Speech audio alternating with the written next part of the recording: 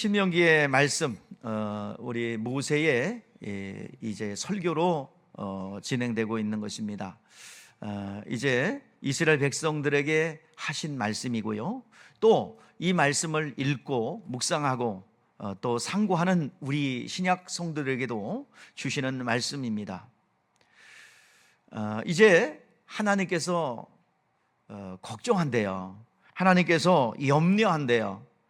창조 주시고 모든 것을 줄 수 있고 모든 것을 행할 수 있는 창조주 하나님께서 이스라엘 백성들이 가나안 땅에 들어가면 나를 잊어버릴까, 나를 부인할까 염려가 된다라고 말씀하세요.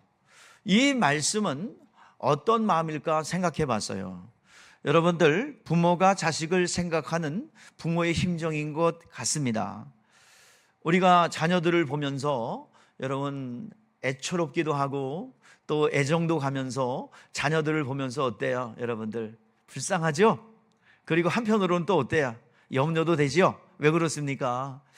부모의 보호 아래 있어야 자녀가 온전한 보호를 받으며 또 진정한 사랑을 받을 수 있고 부모의 품에 있어야 진정한 돌봄을 받을 수 있는데 밖에는요 코벼가는 사람들이 숱하게 있어요. 그래서 코벼갈 뿐만 아니라 거짓말을 하고 사기치고 또 떼어먹고 해코지하고 그냥 속이는 사람이 가득하고요. 그렇기 때문에 부모가 자녀를 볼 때에 좀 불쌍해, 또 염려가 돼요. 불쌍하기도 하지만 염려도 돼요. 그래서 부모가 걱정하는 마음, 이 마음 하나님께서 보시고 염려하는 마음과 동등하다고 생각합니다. 세상에는 도와줄 자가 없어요. 옆으로 도와주는 것 같고 입에 발린 소리 나지만 전부 다 이해관계에 의해서 이익이 없으면 아주 뒤로 돌아서는 것이 세상이잖아요. 그러나 부모님만큼은 조건 없이 자녀를 돌볼 수 있고 자녀를 사랑할 수 있는 것이 부모입니다.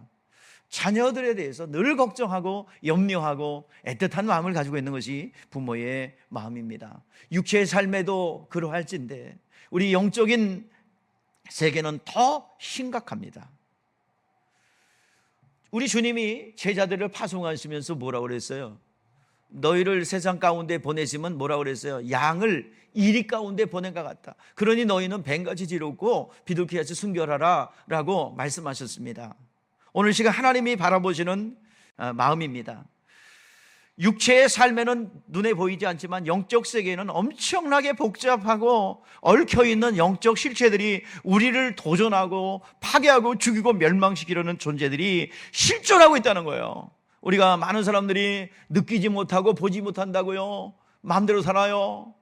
영적 세계 몰라도 된다고 생각해요. 그냥 먹고 입고 잘 되고 뭐가 육체의 삶이 뭔가 이루어지면 성공했다고 생각하고 좋다고 생각하고 하나님의 축복받았다고 생각합니다. 아니에요.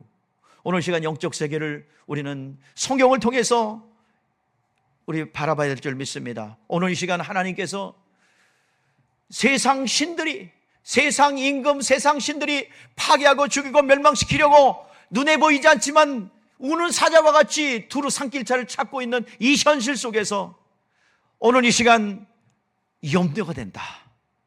염려가 된다. 오늘 이 시간 주님의 마음을 여러분들이 읽고 주님의 마음을 여러분들이 좀 생각했으면 좋겠습니다. 오늘 이 시간 우리는 영적 존재예요. 맞죠? 많은 사람들이 에덴 동산의 이야기를 왜곡해서 부정적으로 접근합니다. 아니 하나님께서 왜 에덴 동산에다가 선악과를 만들어가지고 그거 먹나 봐가지고 요놈 먹으면 이제 지옥 보내면 해야지 그렇게 보고 있다가 요놈 먹었구나 놀부처럼 하나님을 생각하는 그런 사람들이 있어요. 여러분들, 우리는 흙으로 우리를 빚었어요. 그 코에다가 뭘 집어넣었어요? 생기를 불어넣었더니 뭐가 됐대요? 생명이 되었대요. 생명이, 인생이 있는 영적 존재, 항구적 존재예요. 그렇기 때문에 여러분 육체를 위해서는 에덴 동산에서 금한 것이 없어요. 그런데 우리는 영적 존재입니다. 영적 존재이기 때문에 영이 사는 말씀을 먹어야 돼요. 영이 사는 말씀. 그래서 하나님께서 선악과를 구별하신 것은 동산 중앙에 선악을 알게 하는 나무 과실이 있는데 그거 먹으면 너 죽어. 그거 안 먹으면 사라져. 그래서 그 말씀은 우리를 덫을 쳐놓고 먹나 이렇게 본 것이 아니라 여러분들 우리를 살리는, 따라해보세요. 영생의 말씀, 영생의 명령, 뭐냐면 영이 사는 말씀이라 이 말이에요. 우리는 육체만 있는 존재가 아니라 우리의 속사람 참나는 영혼이요, 영혼이 사는 말씀으로 선악과 계명을 준 거예요. 그런데 그것을 안 믿고 나는 안 못 받아들이겠다는 수단으로 많은 사람들이 야, 선악과 왜 만들었어? 하나님이 사랑이라며 왜 선악과 왜 만들어가지고 그렇게 우리를 괴롭히는 거야? 그게 하나님의 사랑이야? 오해를 합니다. 우리는 영적 존재예요. 떡으로만 살아갈 수 없어요. 떡이 필요 없다는 게 아니에요. 떡도 먹어야 돼요. 그러나 떡만 아니라 모두 먹어야 됩니까? 하나님의 말씀을 먹어야 되는 영적 존재입니다. 그래서 계속 가르쳐 주는 것이 뭐예요? 사람은 떡으로만 사는 존재가 아니라 하나님의 입에서 나오는 말씀으로 사는 존재라는 것을 너희들이 잊지 마라. 자꾸 잊어버려요. 그래서 세상은 전부 다 뭐예요? 야, 웰빙이야. 너 성공했냐? 잘 먹고 잘 살고 잘 입고 잘 먹어야지. 그래야 오래 살지. 이게 세상의 문화요, 세상에서 외침입니다. 그러나 성경은 말하고 있어요. 너는 영적 존재야. 그러니까 영이 살아야 돼. 영생의 말씀을 주신 겁니다. 마귀의 말을 들었어요. 마귀는 이 영이 사는 말씀을 뺏어갔어요. 너 이거 먹으면 눈이 밝아져. 이거 먹으면 눈이 밝아져서 너는 뭐가 되는 거야? 하나님 되는 거야. 그 말을 들었어요. 그 말을 듣고 이 선악과를 보니까 어떻대? 유혹이 이미 육체가 반응했어요. 영적인 얘기인데 이것을 뒤집어 가지고 육체가 반응하게 했어요. 어떻게 육체를 반응했어요? 시작. 즉 먹음직도 하고 보함직게 하고 지혜롭게 할 만큼 탐스럽기도 한 나무죠. 그 여자가 뭐였어요? 홀딱 먹고 자기만 먹은 게 아니라 누구도 자기야 먹어봐. 그러니까 그 남자들은 안 먹어요. 안돼 먹어야 되는데 뭐야? 코가 벌렁벌렁거리면서 그래 먹어. 그래 먹었어요. 먹어가지고 여기다가 먹다가 여기 딱 걸렸어. 그래가지고 폭 나왔대요. 그건 성경에 안 나와요. 근데 나는 넘어갔어. 안 나와. 없더라고. 난 꼭 딱 넘어갔어. 그러니까 죄가 더 많아 내가 다른 사람보다. 근데 하나님이 이게 목회자를 삼아줬으니 이거 얼마나 큰 은혜 중에 은혜예요. 할렐루야. 선악과를 먹어요. 그래서 결과적으로요 마귀의 소유가 됐어요. 진자는 이긴 자의 종이 돼버렸잖아요. 마귀의 소유가 됐어요. 그 태어나면서 우리는 마귀의 소유가 되었고 이제는 도저히 살아날 수 있는 가능성이 없어요. 하나님의 말씀을 듣고 영생의 삶을 살 수 있는 가능성이 딱 단절되었습니다. 하나님의 말씀을 들어야 사는데 육체는 호흡하고 있고 육체는 움직이고 다니고 있는데 그 속사람 영혼은 뭐예요? 속사람 영혼은 죽었어요. 이걸 무슨 죽음? 영적 죽음이라고 합니다. 우리는 하나님의 말씀을 들어야 삽니다. 하나님의 말씀을 들어야 사는 영적 존재입니다. 그런데 이것을 다 잃어버렸다 이 말이에요. 여러분들 결론적으로 얘기할까요? 그것을 다시 듣도록 셋업하신 분이 누구야? 예? 누구요? 목사님이요? 누구요? 예수님이십니다. 저는 대언할 뿐이에요. 그렇습니다. 우리는 영적 존재입니다. 그래서 그 하나님께서는요, 하나님이 진짜 나를 살릴 수 있어? 하나님 나를 진짜 먹여 살릴 수 있는 거야? 하나님 나를 진짜 살려낼 수 있어? 내 죄를 사할 수 있어? 이것을 하나님을 시험했다 표현하는 겁니다. 오늘 본문 말씀에서 16절에 뭐라고 말하고 있어요? 하나님이 우리를 시험했대요. 근데요 하나님은요 야고보 사도에 의하면 시험하지도 않고 시험받지도 않으신다고 했어요. 그런데 오늘 여기 본문 말씀에서 하나님은 뭐 하시는 하나님? 시험하시는 하나님이래요. 이게 뭐가 좀 안 맞죠? 이스라엘 백성들이 뭐 했어요? 하나님을 시험했어요. 원망하고 불평하고 하나님이 과연 나를 먹일 수 있는 거야? 하나님이 나를 살려낼 수 있는 거야? 이걸 뭐라고 그래요? 시험했다라고 하는 거예요.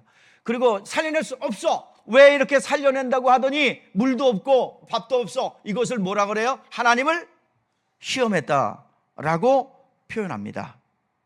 오늘 이 시간 하나님을 몇 번이나 시험했대? 이스라엘 백성들이 10번 했대요. 여러분 세어보셨어요? 10번 했는지? 10번은요 숫자의 10번도 되지만 완전한 수예요. 손가락 몇 개예요? 10개. 완전한 수예요. 더 이상 인간이 헤아릴 수 있는 숫자 10자. 뭐 베드로는 발가락까지 20까지 몇 셌다고 누가 얘기하더라고요. 근데 그렇게 훌륭한 일을 했잖아요. 여러분 베드로보다 훨씬 낫잖아. 100까지 쉬잖아. 얼마나 감사한 일이에요. 100까지 쉬어요. 나 1000까지 되는데 아유 감사합니다. 예, 대단하십니다. 나는 100개 넘어가면 헷갈려서 못 쉬는데 여러분들은 1000개까지 셀 수 있다니 너무 감사한 일입니다.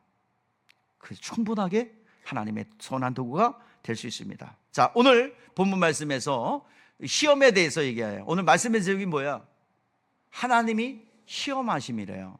야고보 사도의 말은 뭐며 또 하나님께서 하나님을 시험하지 말라라고 하나님께서 신명기에 말씀하셨는데 아니 지금 하나님이 우리를 시험한대요. 시험하지도 않고 시험 받지도 않으신다고 그러는데 왜 시험한대요? 하나님이 시험한대요. 근데 오늘 본문 말씀이 뭐예요? 마침내 뭘 주기 위해서? 자, 16절 한번 읽어보시죠. 오늘 본문 시작. 내 조상들도 알지 못하는 만나를 광에서 내게 먹이셨나니 이는 다 너를 낮추시며 너를 시험하사 마침내 내게 복을 주려 하심이라. 아멘. 여러분 2025년도에는 복에 대한 얘기만 계속하고 있어요. 성경에 나오는 창세기부터 계시록까지 나오는 복에 대한 이야기만 52주 하는 거예요. 지금 10월 달이니까 이제 2달 남았어요. 그러니까 진짜 2025년에 복이 무엇인지, 복을 주시길 원하고 복의 실제가 영적인 또 신령한 문화적인 복도 임하게 될 줄 믿습니다. 그 복을 확정짓기 위해서 오늘 이 자리에 이호수 선교사님 와 계시고 앞으로 안강정 목사님 오셔서 그 복을 확정지어 주실 줄 압니다. 오늘 이 시간 그 복이 말씀이 선포된 것이 그대로 실상이 되어 나타나게 되는 그런 기간입니다. 하나님께서는요 테스트하는 거예요. 이 영어로 말하면 테스트. 하나님께서 시험하는 거예요. 과연 그릇이 되느냐, 하나님 것을 내가 부어주길 원하는데 그 그릇이 되느냐 하는 것입니다. 아브라함을 시험했다고 그랬어요. 아브라함. 말라기 선지자는 또 이렇게 말합니다. 나를 시험하여 복을 쌓을 것이 없도록 붙지 아니하나 봐라. 내가 복을 줄 수 있는지 없는지 한번 너가 시험해 봐 라고 말씀하고 있어요. 하나님의 테스트는 마침내 복을 주기 위한 겁니다. 근데 마귀도 시험한다고 그러죠. 마귀의 시험은 뭡니까? 유혹입니다. 템프테이션이에요. 그래서 파괴하고 죽이고 멸망시키고 우리에게 있는 생명을 뺏어가고 생명으로 더불어서 찾아온 하나님의 축복들을 다 뺏어가는 거예요. 이게 마귀가 하는 짓입니다. 파괴하고 죽이고 멸망시키는 거예요.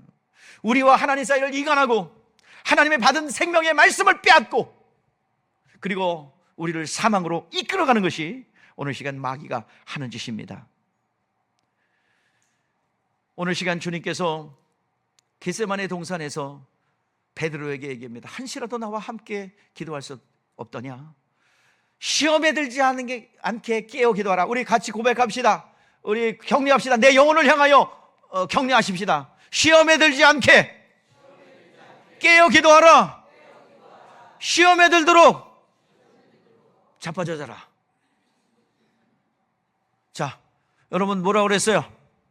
시험에 들지 않도록 하나님이 주신 생명을 그건 따라하지 마요. 하나님이 주신 생명을 빼앗기지 않도록 깨어 기도하기를 바랍니다. 원수 마귀는요 휴일도 없다니까, 쉬는 날도 없다니까. 그래가지고 베드로에게 뭐라 해요? 사단이 밀가부로 턴다잖아요. 밀가부. 그래서 주님이 중보하여 회개하고 돌이켜서 여러분들 다시 형제들 굳건하게 한다고 그러잖아요.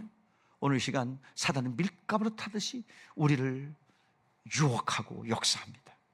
하나님께서는 복을 주려 하는데 이것을 방해하는 요소가 있고, 하나님께서는 우리에게 테스트해 봅니다. 왜냐? 의지의 자유가 있기 때문에. 하나님께서 의지의 자유를 넘지 않으세요. 너가 의지를 가지고 믿음이 성장했느냐?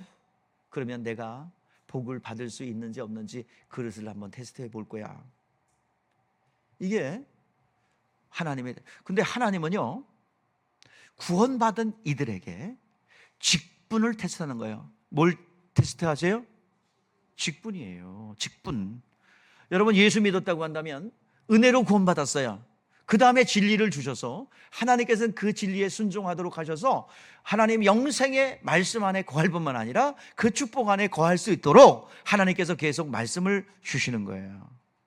그런데 이 드물 그릇이 진짜 완성이 됐냐, 내 의지를 가지고 생명을 택하느냐, 이것을 하나님께서 보십니다. 아브라함을 불러내셨죠. 아브라함은 직분이에요.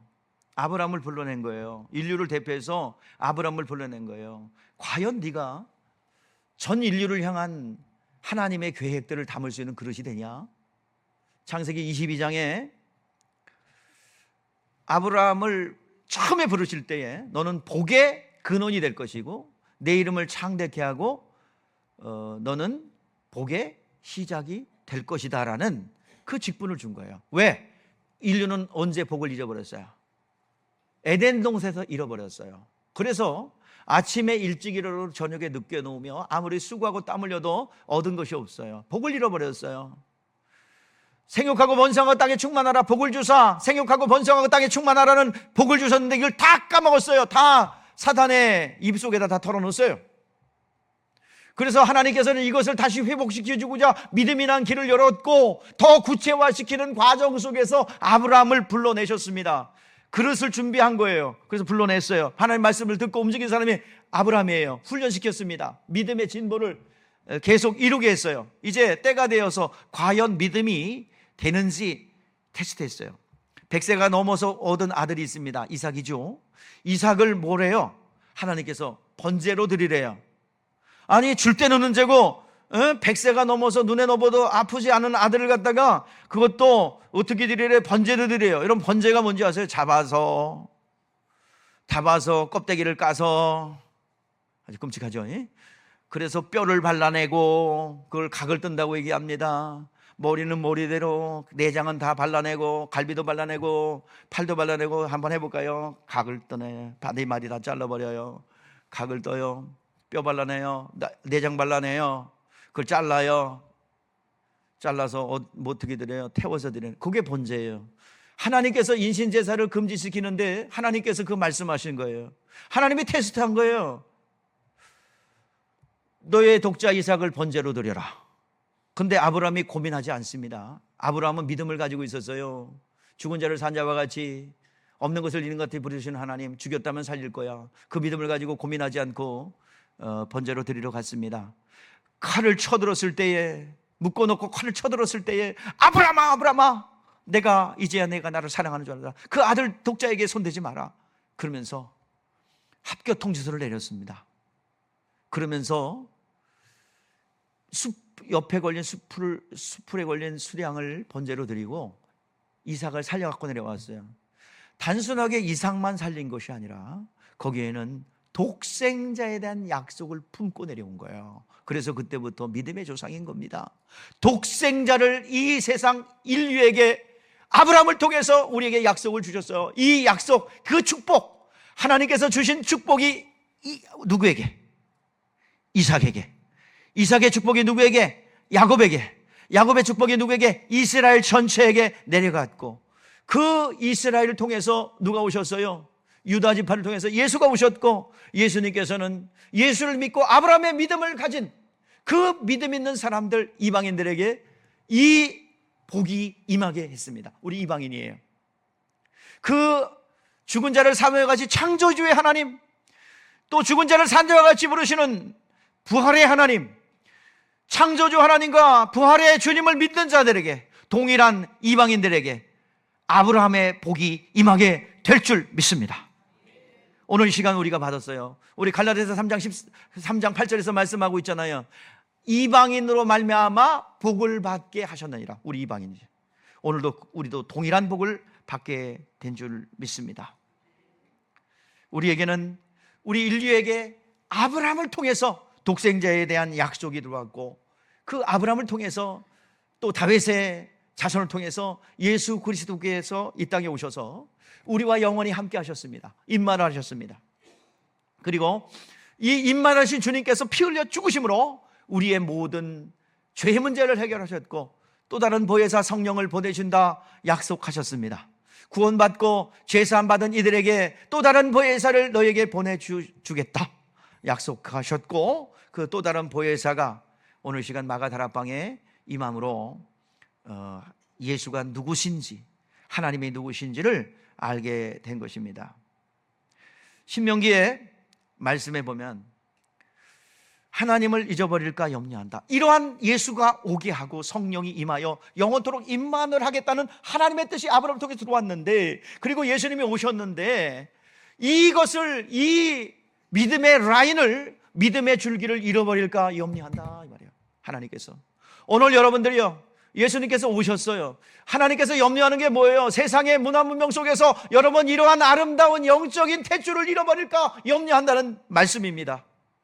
오늘 이 시간 우리 생명의 탄생의 비밀을 우리는 잘 압니다. 여러분들, 나를 하찮은 존재다, 때로는 의기소침하고 절망할 때가 있습니까? 여러분들, 우리가 생명의 탄생 과정이 과학이 발달하고 또 영상 기술이 발달하면서 다 영상화되어 있잖아요.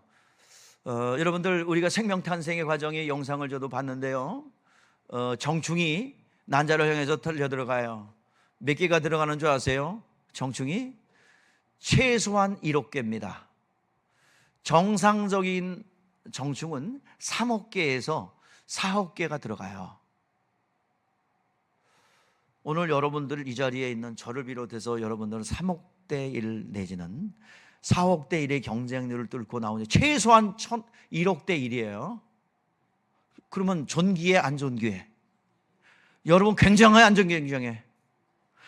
3억 대 1에 4억 대 1의 경쟁률을 뚫고 이 땅에 내려왔으니 무슨 100대 1의 경쟁률을 뚫고, 우리 저기도 나영이도 입시할 때 뭐 30대 1의 경쟁률을 뚫었다고 자랑해. 야, 너는 지금 3억 대 1의 경쟁률로 태어난 애야. 무슨 얘기 하는 거야? 무슨 얘기? 예? 우리가 얼마나 굉장한 존재야. 옆에 한번 보세요. 3억 대 1의 경쟁률을 두고 이 땅에 존재한 여러분, 한번 봐주세요. 봐주시라니까. 우리 3억 대 1의 경쟁률을 두고 태어난 얼마나 굉장한 존재입니까? 근데요, 딱 정충이 난자에 딱 착상되는 순간에 다 물질이 분비돼요. 그래서 딱 다른 정충도 뭐 접근하지 못하게 다 죽여버려요. 3억 개 다 죽여버려요. 근데요, 이건 죽이는 게 아니라 하나를 살리는 거예요. 죽이는 게 살리는 거라고요. 그 하나를 보호하기 위해서. 오늘 시간, 그러면서 그때부터 끝납니까? 어떻게 돼요? 딱 태에 착상돼서 탯줄과 연결이 돼야 됩니다. 그리고 10달 동안 뭐를 먹어야 돼? 어머니로부터 태에 그 영양분을 공급받아야 됩니다. 생명을, 그건 생명줄이야. 끊어지면 죽는 거예요. 우리가 예수 믿었잖아요, 여러분들. 뭐라고 표현하고 있습니까? 여러분, 다시 태어났다는 의미가 뭐예요? 예? 다시 태어난 거. 예수 믿어서 여러분 거듭났죠, 그죠? 다시 태어난 거예요. 영적으로 다시 난 겁니다. 그것을 뭐라고 그래요? 거듭났다, 중생했다, 하늘로부터 나와서 신생했다, 그런 표현합니다. 그러니 똑같습니다. 우리에게 생명을 부여했어요. 예수의 피로 말미암아. 그렇다면 은혜를 주신 주님께서 진리를 우리에게 주셔서 우리는 그 탯줄을 어디다 연결해 놔야 돼요? 하나님의 말씀을 계속 공급받아야 됩니다. 탯줄을 연결해 놓으신 분이 누구예요? 예수님이세요. 예수님은 거기서 머물러 있지 않고 은혜 가운데 우리를 살려놨다고 한다면 진리 가운데 우리를 계속 공급해 주시는 겁니다. 이게 끊어지면 영적으로 죽는 거예요. 오늘 시간 이것을 빨아들이는 건 누가 해야 됩니까? 예수님은 어떤 표현을 해요?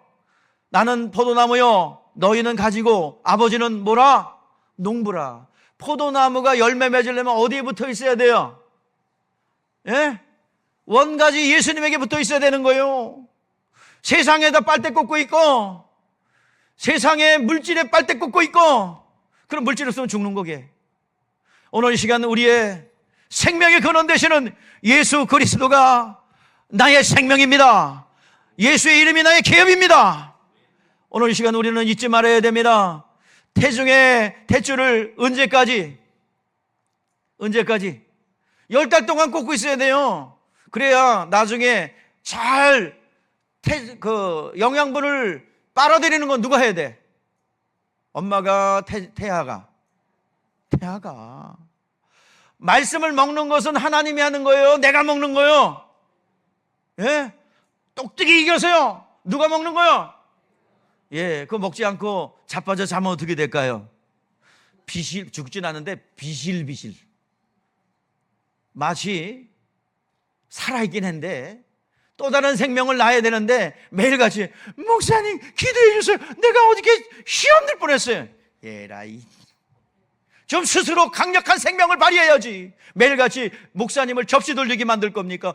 그 접시가 좀 가라앉으려고 목사님 와서 배터리 충전해 막 돌리면 또 이쪽에서 나도요. 그럼 또 돌리면 이게 아니라 이 말이에요. 오늘 여러분들 썬파워, 목사님이 안 돌려도 잘 돌아가는 실력 있는 여러분 평신도 사역자들이 되시기를 바랍니다.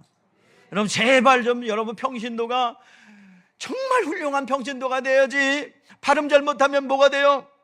피읍자가 비읍자로 붙이면 큰일 납니다. 평신도 사역자가 돼야 됩니다. 여러분 힘 있는 자들 돼야 돼요. 그래서 이 세상을 위해서 중보하고 또 목회자를 위해서 중보하고 또 이 세상을 향해서 중보할 수 있는 실력 있는 사람 돼야지. 맨날 시험 들었어요. 에이.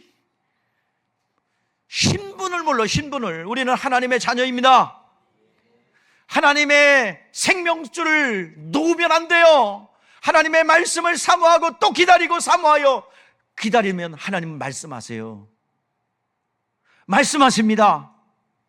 하나님은 그 말씀을 계속 사모하는 이들을 네가 과연 진짜 믿음이 있는지 직분을 테스트한단 말이야. 그걸 감당하지 못하면 하나님 앞에 쓰임받지 못하는 거예요. 어디를 시험한다고요? 하나님은? 뭐를 시험한다고요? 직분. 구약 성경에 직분을 잘 감당해서 복을 받은 사람도 많아요. 근데 좀 안 된 사람들 오늘 얘기하려고 그래요. 우시아라는 사람은 직분이 뭐야? 예? 왕이면 나라를 다스릴 수 있는 능력들이 있잖아요. 그래서 나라를 잘 들여가지고요, 그 농사도 잘 짓고 관계시설도 잘 해놓고 그냥 아주 잘 됐어요. 그래가지고 주변 나라들이 막 조공을 바치고 또 이렇게 잘 살았어요. 근데 교만이 들어왔어요. 그래서 평상시에 하지 않았던 일을 하려고 그래요. 성전에 들어가서 그 분향을 하려고 하는 거예요. 이 분향은 누구만 해야 돼요? 제사장만 해야 되죠. 근데 왕이랍시고 그걸 하려고 그래요. 용기 있는 80명이 안 됩니다 왕이시오. 이것들이 그냥 콱 죽여버리려. 그런데 내가 뭐가 발생했어요? 문둥병 걸렸어요. 그래서 왕이 돼가지고 문둥병 걸려가지고요, 그 별궁에서 지내다가요, 일평생 별궁에서 지내다가 죽었대요. 여러분 문둥병 이야기가 레위기에 나오죠. 근데 많은 사람들이 이걸 영적으로 이해하지 못하고 문둥병이 아니라 곰팽이라. 왜 곰팽이야? 아니 성경에 문둥병이 나오는데 왜 곰팽이래? 옷에도 있는 게 어떻게 문둥병이 옷에도 발생하냐? 집에도 왜 문둥병이 발생하냐? 이거 영적인 세계 모르는 사람이에요. 그런 분들이 강의한다고 앉아있어.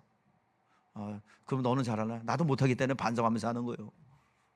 근데요, 여기요, 옷은 뭡니까? 직분이에요. 직분에 문둥병 발생할 수 있어요.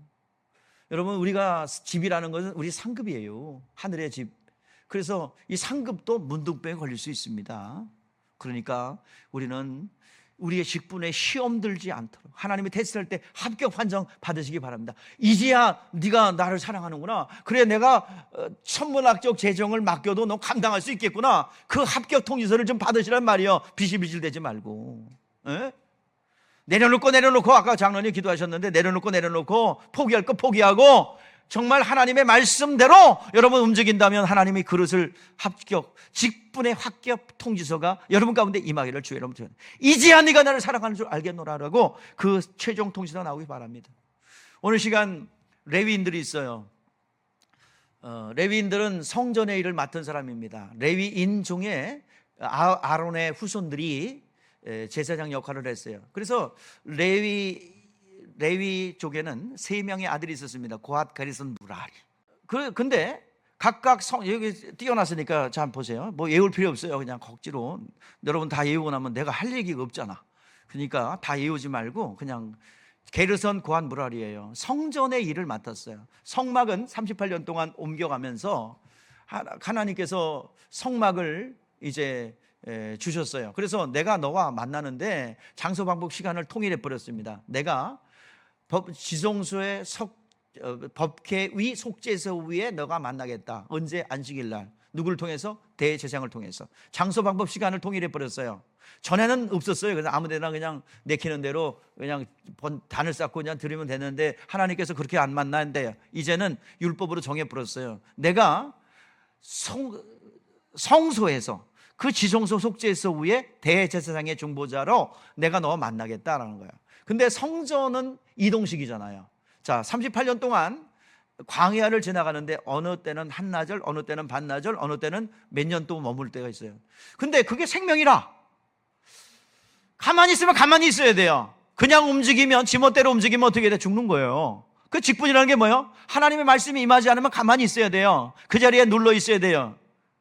그게 생명이에요. 그래서 모세는 이래 봐야 돼. 동쪽을 자꾸 구름기둥과 불기둥이 움직이는지 안 움직이는지. 그래서 움직이면 야 움직여! 그러면 고핫, 게르손, 무라리가 막 싸가지고 막 움직이는 거예요. 게르손 사람들은 뭘 했냐면은 천막, 휘장 그 일을 이제 싸가지고 수레에 싣고 다녔고요. 고핫 자손은 성물들, 법궤 또 금등대, 떡상, 분향단 이런 것을 제사장이 싸주면 청색보자기로 싸주면 물개 가지고 덮어서 비 안 맞게 해가지고 매가지고 가는 게 고핫 자손이 해야 될 일이고 무라리는 네모나잖아요. 널빤지 또는 이런 이 기둥들 이런 것들을 운반하는 게 무라리예요. 그래서 야 움직인다 모세가 얘기해주면 막 싸가지고 움직여야 되는 거야. 그래가지고 막 움직여요. 역할을 했어요. 그걸 잘 하다가 이제 정착을 할 때부터 문제라. 정착을 하니까 그 역할, 그러면 그동안 어떻게 일했어요? 움직여라 하면 움직였고 하나님의 말씀이 구름기둥과 불기둥 움직이면 돼요. 그런데 그걸 왜곡했어요.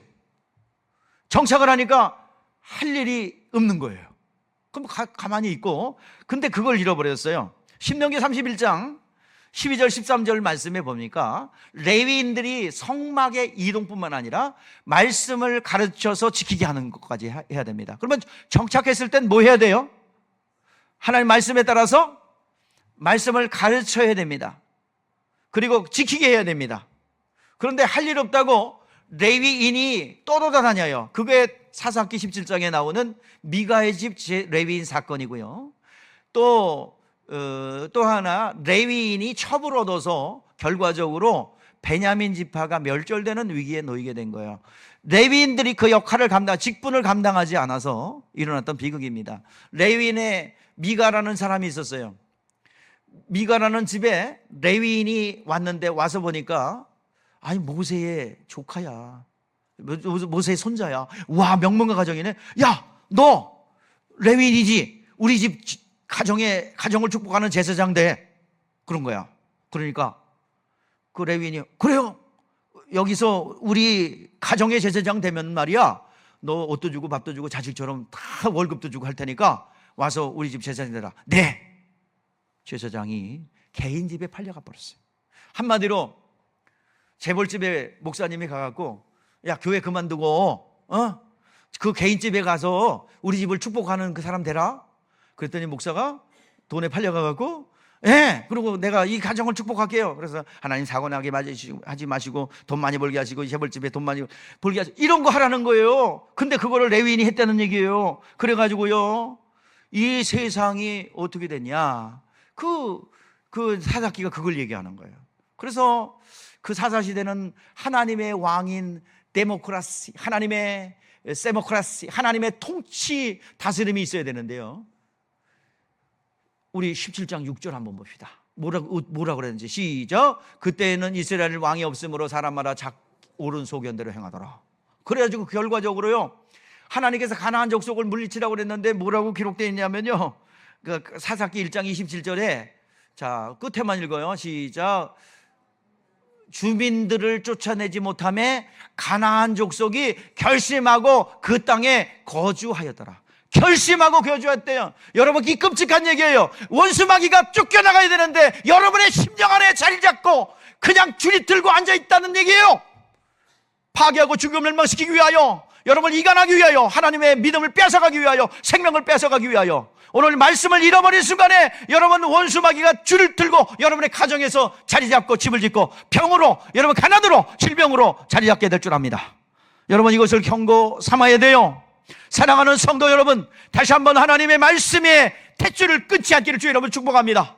하나님은 우리에게 생명을 주셨어요. 그 생명을 유지하기 위해서는 말씀의 진리의 탯줄을 끊어서는 안 될 줄 압니다. 이걸 끊는 순간에 여러분 결심하고 원수마귀가 여러분의 가정에, 여러분의 심령 속에 들어와 자리 잡을 거예요. 생각하는 게 악하고, 생각하는 게 더럽고, 생각하는 게 사망의 역사로 우리를 이끌어 갈 것입니다.